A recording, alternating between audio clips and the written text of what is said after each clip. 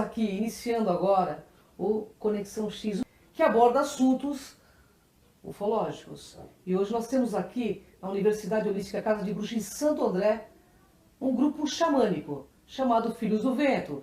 E esse grupo é coordenado por Joel Zia, que já é conhecido e é um pesquisador e é xamã. E ele vai falar um pouco dessa relação entre extraterrestres e os índios.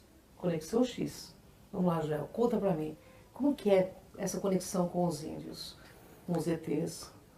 Cris, eu não mexia nem com ufologia no passado, mas dentro da cultura indígena, eles falam de coisas assim extraordinárias e isso começou a acontecer nesses tipos de trabalho que nós estamos fazendo. Algo que a gente percebia que não tinha nada a ver com o espiritual, algo que falava na cabeça dele, dela, minha e das outras pessoas, e era a mesma coisa. Isso não se relacionava. Aí nós ficamos com uma bruta dúvida: somos impostores ou está acontecendo alguma coisa estranha? Foi nessa época que nós nos reunimos e procuramos um grupo, na época chamava CRON, né, que eles já estavam muito avançados nessa pesquisa através de equipamentos, através dos equipamentos de captação de sons, de imagens. E nós levamos esse problema lá para o CRON. Na época você era presidente do CRON e fizemos as experiências. Aí nós pudemos constatar que se tratava de outra coisa, não a área espiritual, mas uma área de comunicação. E você teve alguma experiência pessoal com os seres extraterrestres? Lá no CRON nós tivemos em grupo essa experiência. Num dado momento que nós estávamos fazendo gravação, estava o gravador ligado, as câmeras ligadas, tudo, e nós estávamos fazendo a gravação. E de repente começamos todos a ver a mesma coisa. Era um ser, né? Isso eu acredito que estava na nossa mente, mas parecia real, né? E ele falava, chamava-se Altair. Ele não disse, mas uma voz dizia Altair. É como se ele fosse da estrela Altair, é isso? Olha, isso ficou sempre na dúvida, mas o que vinha era a constelação de Altair. E isso resultou em pesquisas posteriores para a gente entender o que estava acontecendo, né? Porque aquilo realmente não tinha passado pela nossa mente. Nós estávamos num grupo de 12 pessoas, né? Olha só. E aquilo ocorrendo. E o foco foi muitas coisas que ocorreram, mas o foco foi entre um dos participantes do Filho do Vento, que era a Paula, né? E esse Altair entrou em contato direto com a Paula na época, né? E a gente podia visualizar isso. Né? Vamos deixar claro, a Paula é uma pessoa que participava do grupo, né, João? Isso. Conta um pouquinho A Paula era uma pessoa que já tinha passado, assim, sobreviveu a uma morte. E ela tinha dons, assim, muito dilatados. E quando ocorreu esse fato, a Paula, ela saiu muito triste desse contato. A gente não ouvia o que aquele ser, parecido conosco, inclusive usava barba, diferente daquilo que as pessoas veem de um ET. Era parecido conosco e usava barba. Conversou com ela, saiu muito triste. O ser tinha dito para ela que ela iria subir. Subir na nave. Ela ia subir, né? E ela ia deixar todos para trás, ia ficar para trás, porque ela ia subir. Depois de quanto tempo ocorreu a morte da Paula? Mas foi muito rápido. Foi 2 meses, mais ou menos, a Paula entrou em estado de coma. Ela ia para ter um filho, né, do professor Leandro, e ela entrou em estado de coma e foi embora. Agora, Joel, qual é a conexão dos índios lá atrás, dos ancestrais, com a questão extraterrestre? Olha, se você pegar a mitologia de todas as tribos indígenas, que ainda são antigas, né, você vai ver eles falando das mesmas coisas. Nós viemos das estrelas. No caso dos Guaranis, eles falam de Nhanderu, né, Yamandu, né, que traz o povo para viver na terra. Nós temos os incas que falam também do povo estelar, trazendo a vida na terra. Nós temos os Hopis lá né? Hoje em dia Os Catinas, né? são os Catinas, eles falam também que vieram das estrelas. E aí você vai na China, ocorre a mesma coisa, nas tribos mais antigas.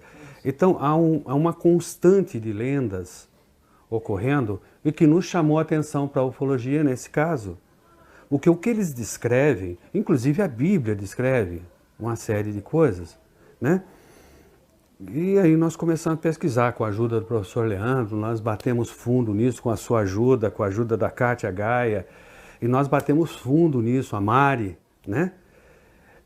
E aí nós começamos a perceber que existia conexão. E que muito daquilo que se pensa que eram espíritos que os índios viam, eles estavam vendo, na verdade, coisas sólidas. Em outros padrões de onda. Em outros padrões de ondas, porque eles têm uma mente diferente da nossa, em matéria de percepção, né? Imagina quantos tons de verde você enxerga. Imagina quantos tons de verde enxerga um índio. Tá? Então eles têm uma visão muito aguçada. E eles viam esses instrutores, eles chamam de instrutores que vinham. Algumas lendas eles ensinam a plantar, eles ensinam a colher, eles ensinam a captar água. Bem, e aí, se você começar a trabalhar em todas essas tribos, na cultura dela, chamado lendas, as lendas normalmente são a exemplificação, vamos dizer assim, perdão, fantasiada de alguma coisa que aconteceu. E o povo lagarto, Joel? Ele existe ou é uma ficção? Os índios dizem que ele existe. Os índios dizem que ele existe. O povo lagarto, ele existe. O povo formiga também, que eles chamam de povo formiga. Isso no caso dos Hopis lá. Os Hopis são os Catinas? Os Catinas seriam os pais. Os pais. Seriam os pais estelares. Seriam aqueles baixinhos, de olhos grandes ou outra raça? Eles falavam de um homem alto, pele muito clara, com barba branca, os Hopis, né? Que vinham e ensinavam o povo. Então, a aparência aí nesse caso, tanto lá como nos maias, também falam desse instrutor que vinha do mar, né? E ensinava o povo a... Inclusive você vê o sistema de galeria de água do povo inca, é uma coisa extraordinária, né? Nós estivemos lá para ver isso. E a gente vê que é uma cultura que a gente aqui tem dificuldade de realizar. E eles realizaram isso na montanha, lá em cima nas montanhas, onde está a cidadela de Machu Picchu, né? Yana Picchu. E no seu ponto de vista, eles estão voltando conforme a promessa que foi feita pelos Catinas ou não? Olha, sim. Sim, porque nesse final de ano, começo de ano, nós fomos tirar férias em Peruíbe. Eu não vou falar o lugar, mas nós tivemos filmagens, nós tivemos avistamentos de formas diferentes, tá? Até o meu filho já não estava lá, meu filho continuou lá, ele viu algo muito grande, mas muito grande mesmo, em forma de bumerangue. E isso também vai ser confirmado por um outro amigo nosso que estava por lá, que ele estava aqui do lado da montanha e esse nosso amigo estava do outro lado da montanha. E esse objeto se passou por cima da montanha e foi para o lado daquele outro nosso amigo que estava lá. E ele viu mais baixo ainda do que o meu filho.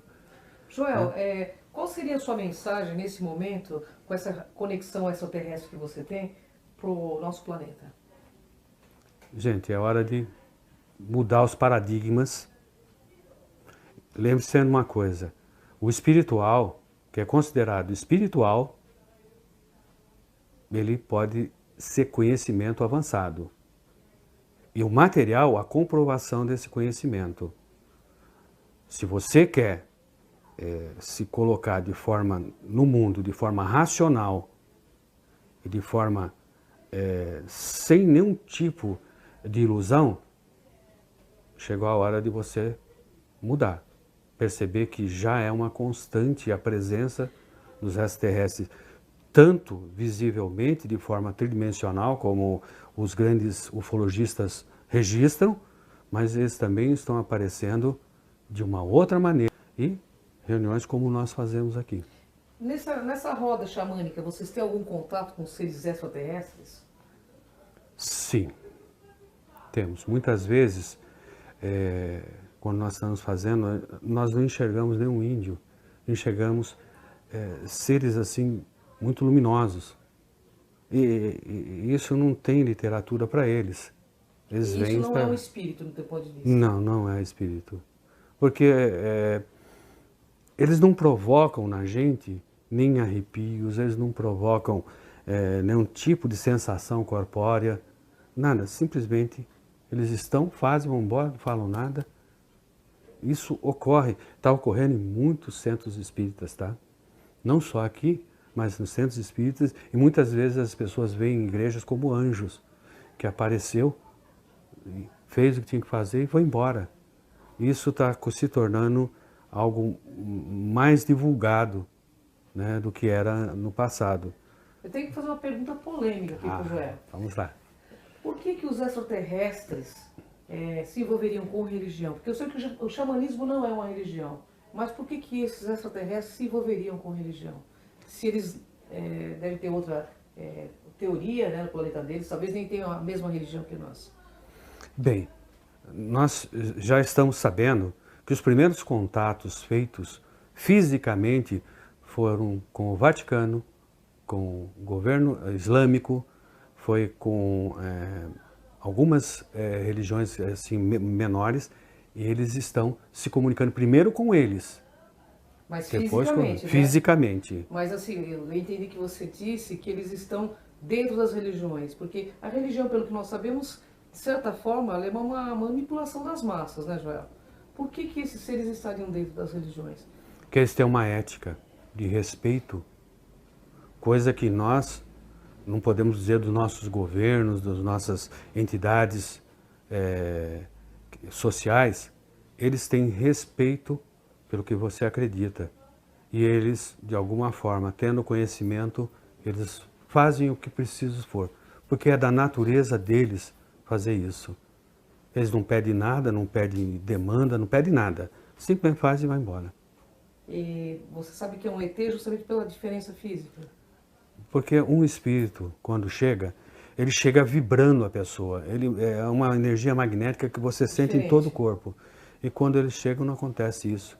Entendi. Raramente. Os rituais de xamanismo, eles sempre estão presentes? Os rituais são representação de algo lá no passado que era para se comunicar com eles. Esses seres. É o pajé naquele tempo, pajé, o sacerdote, que fazia a ponte entre esse mundo e o nosso. Muito interessante. Bom, a gente vai ver um pouquinho desse ritual aí para você ficar conectado. Continue com a gente aqui no Conexão X. Daqui a pouco a gente volta. Vocês gostaram, né? Conexão X é isso. É levar você a se conectar em todas as suas outros padrões de onda, a todo o conhecimento.